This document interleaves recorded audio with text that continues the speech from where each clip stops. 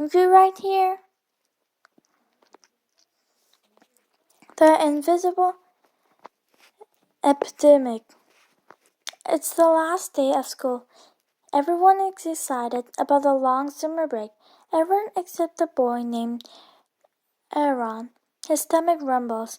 The only food he's had today is the school lunch, and he knows the cupboards at home are empty. His mom works 2 jobs, but by the end of the month, they always run out of money for food. Besides, thinking of the long summer ahead. Like Aaron, millions of American children go hungry every day. Maybe you're one of them. According to the United States Department of Agriculture, USDA, 35.2 million Americans live in food and insecure homes. In 2019, this means they did not always have enough food for everyone living there. For these Americans, 10.7 million were children. That's about 1 in 7 children in the United States. Hunger brings pain and stress. The Centers for Disease Control Preservation (CDC) has found that children who don't get enough to eat have more health problems and miss more school than those who do. When children are hungry at school, they have a harder time learning. Hunger also has long-term effects. Too little food can slow children's physical and mental development. The United States grows lots of food. The government has programs to help people who can't afford food. Yet there is an epidemic of hunger in the United States. Why? Why people can't afford food? When families don't have enough money, they often make tough choices. Sometimes that choice is either to pay the bills or eat. Millions of Americans work full-time and sometimes still go hungry. Women is particularly USDA members show that more than 60% of adults receiving food assistance are women. According to U.S. News, more than 80% of single parents caring for their children are women. These women are twice as likely to live in poverty as single men caring for children. When mothers are living in poverty, their children often are too. How food assistance works. Federal food assistance began in 1933 as a way for government to help farmers. The USDA bought farmers extra crops and gave them to those in need. In 1939, the government began giving actual stamps that people used to buy the extra food.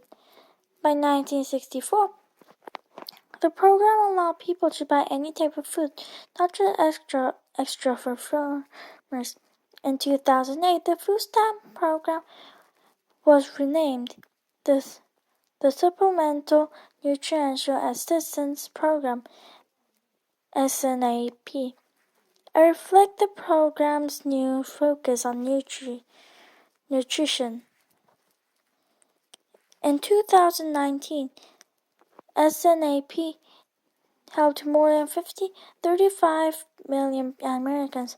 The average monthly food stamp benefit is less than $5 a day. Another federal program helps women and children under the age of 5.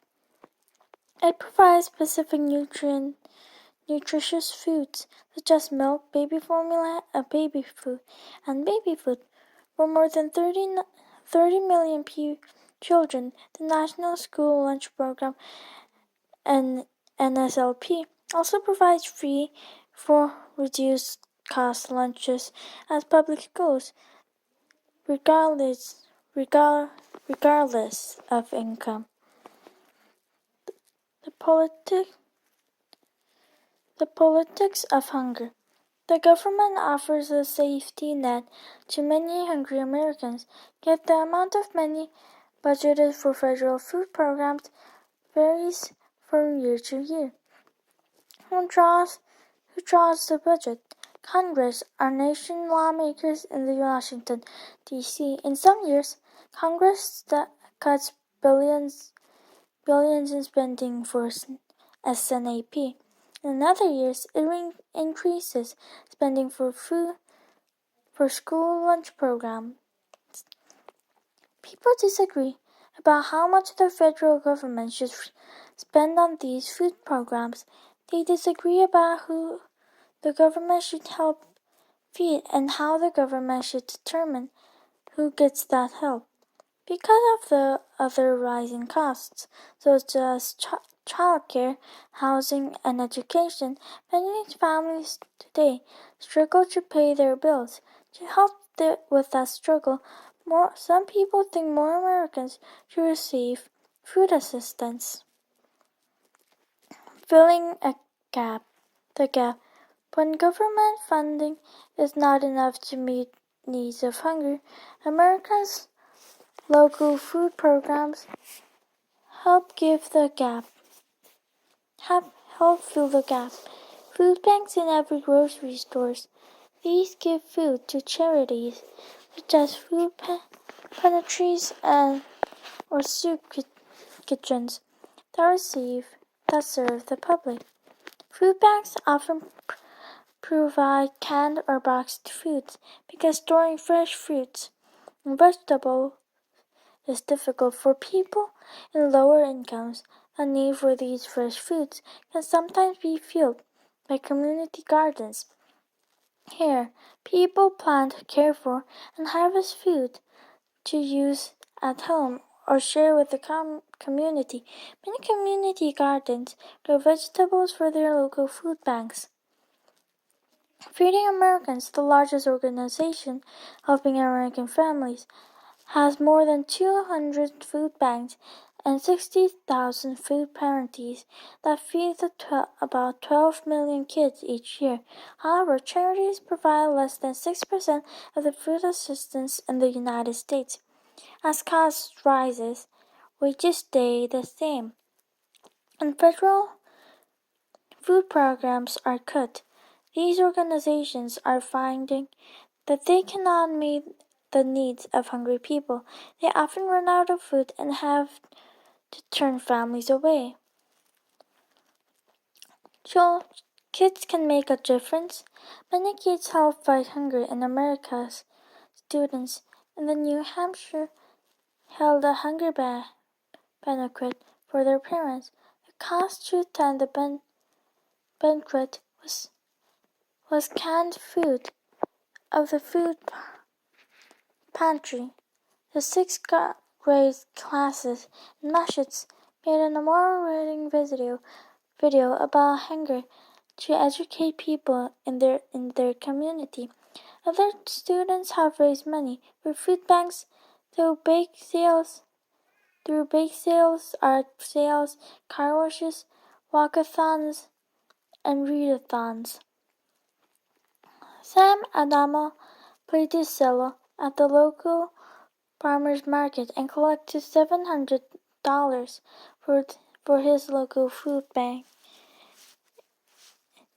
In Rhode Island, Carson Paston created a cookbook for and by kids.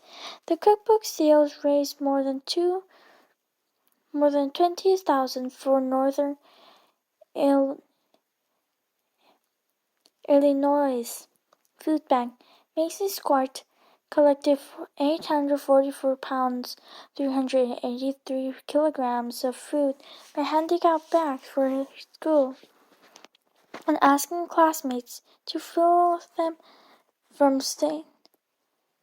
Mary's Food Bank in Surprise, Arizona.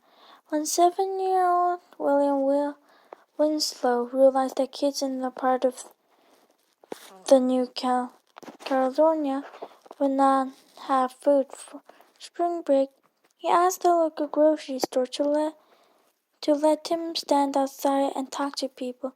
He told him about the backpack buddies and program that send meals home on weeks for students in need. In only a weekend, William collected 1,400 pounds, 835 kilograms of food,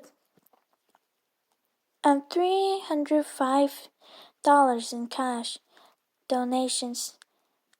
Now in fourth grade, he still holds a fundraiser each year. In 2016, he organized 171 volunteers to collect donations at 10 grocery stores. Donations provided 11,000 meals for children in his area. In 2017, he hopes to expand throughout the state of Northern California.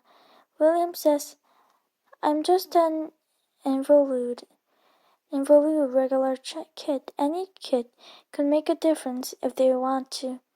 It's just whether they want to or not." How can people help?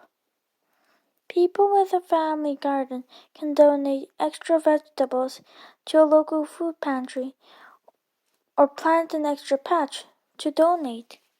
Kids can also donate part of their allowance and encourage others to do the same.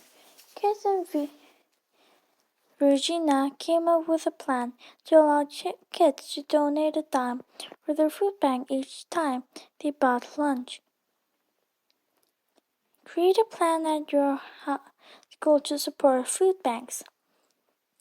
Find out what the local food banks and charities need and at what time of the year the need is greatest. Share what you find with friends, family, and neighbors. Write letters to Congress and to your state and local government. Encourage your leaders to support programs that make sure no child goes hungry. We have what it takes to make sure that children like Aaron never go hungry again. We just need the will to make it happen.